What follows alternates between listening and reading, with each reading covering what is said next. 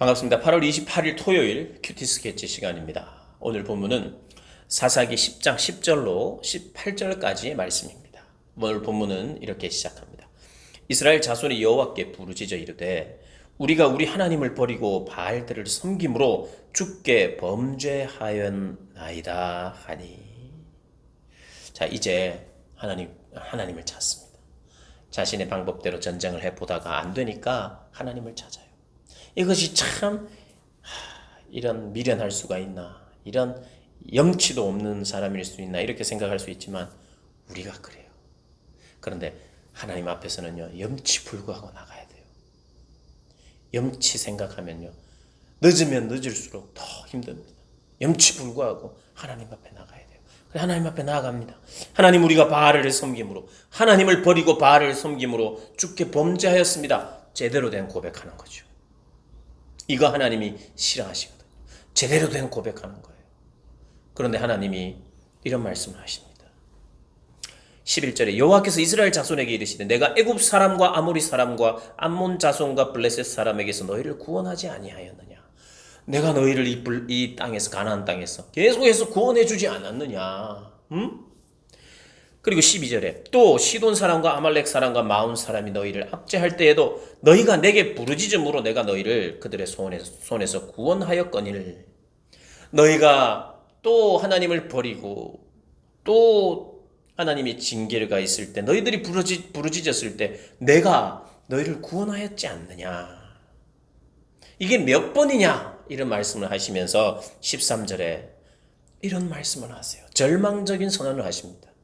너희가 나를 버리고 다른 신들을 섬기니 그러므로 내가 다시는 너희를 구원하지 아니하리라. 내가 다시는 너희를 구원하지 않겠다. 내가 다시는 너희 얼굴을 안 보겠다. 근데 이 말이 진짜 다시는 구원 안 하겠고 다시는 얼굴 안 보겠다는 그런 말이 아니죠. 부모와 자식 간에 너는 더 이상 내 아들이 아니다, 이게 진짜 호족파자는 의미가 아니죠. 그만큼 마음이 아픈 것이고 너희들은 반드시 아들과 아버지로서의 온전한 관계로 회복되었으면 좋겠다는 말이죠. 누가 네 얼굴 안 본다? 자식인데. 물론 요즘 뭐 그런 사람도 있다고 하는데 그게 아니죠. 하나님도 처음 하시는 말씀이에요. 사사기에서 처음 이런 말씀을 하십니다. 하다 안 되는 거예요. 그렇게 반복적으로 하나님을 버리고 또 배신하는 그들에게 너무 쉽게 내가 너희를 구원했다. 내가 부르짖을 때마다 너희를 챙겨줬는데 이제는 못하겠다, 이렇게 말씀하십니다. 그럼 어떻게 해야 됩니까? 알겠습니다. 어쩔 수 없죠. 저를 더 이상 아들로 여기지 않는다면 떠나겠습니다. 이것은 한참 맞아야 되는 사람이죠. 그대로 무릎을 꿇고 더 간구해야 되죠. 더 용서를 구해야 되죠. 하나님은 진짜 너희들이 용서를 제대로 구하라라는 거예요. 너희들의 용서와 너희들의 결의를 보여달라는 거 아닙니까? 그래서 이스라엘 백성들이, 하나님이 구원 안 해주시면 이건 끝장이니까 거기서 다른 길이 없습니다. 선택지가 없습니다. 오직 하나님밖에 없어요. 그래서 그들이 기도합니다. 15절에 이스라엘 자손이 여호와께 여쭈되 우리가 범죄하였습니다. 주께서 보시기에 좋은 대로 우리에게 행하시려니와 오직 주께 구하옵나니 오늘 우리를 건져 주옵소서. 주님 보시기에 주님의 뜻대로 하시기, 우리에게 행하시는 것은, 주님이 어떻게 행하시든지 그 행하시는 것은 옳습니다. 주님, 사실 주님이 우리를 구원하지 아니한다고 해도 우리는 할 말이 없는 게 맞습니다. 우리가 땡을 쓰거나 하나님 그러실 수 있습니까? 라고 우리는 할 말이 전혀 없습니다. 주님이 우리를 버리신다고 해도 그거는 정말 정당하고 옳습니다. 그러나 그럼에도 불구하고 주님 구합니다.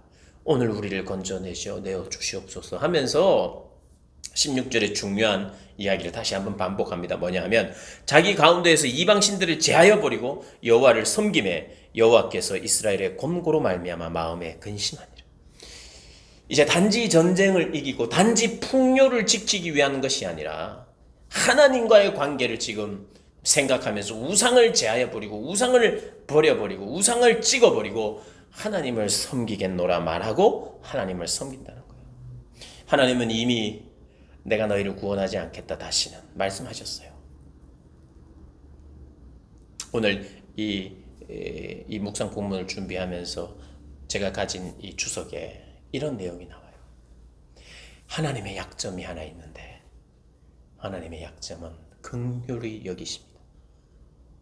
여러분, 하나님이 그런 약점을 가지고 계세요. 우리가 제3자로 하나님이 하시는 일을 보면 하나님 참 우리가 3자라고 할 때 하나님과 이스라엘 백성과 우리 사이가 아무런 관계가 없을 때 우리의 구원과 물론 그런 관계가 없는 사람 아무도 없지만 관계 없을 때 보면 가만히 한번 보면 하나님은 진짜 속도 없는 분 같잖아요.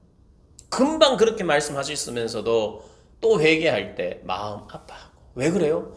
그분의 긍휼하심 때문이에요. 그래서 하나님의 약점이 긍휼이라는 거예요.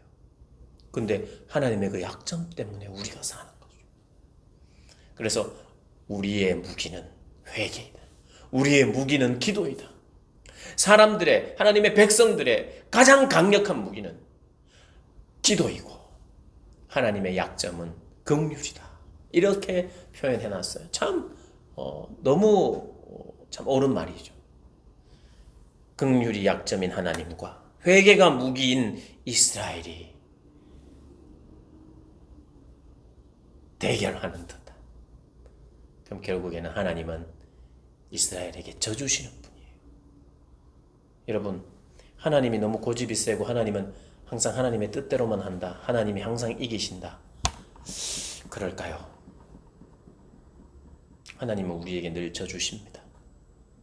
그죠? 아멘이죠? 아멘이죠. 하나님이 우리를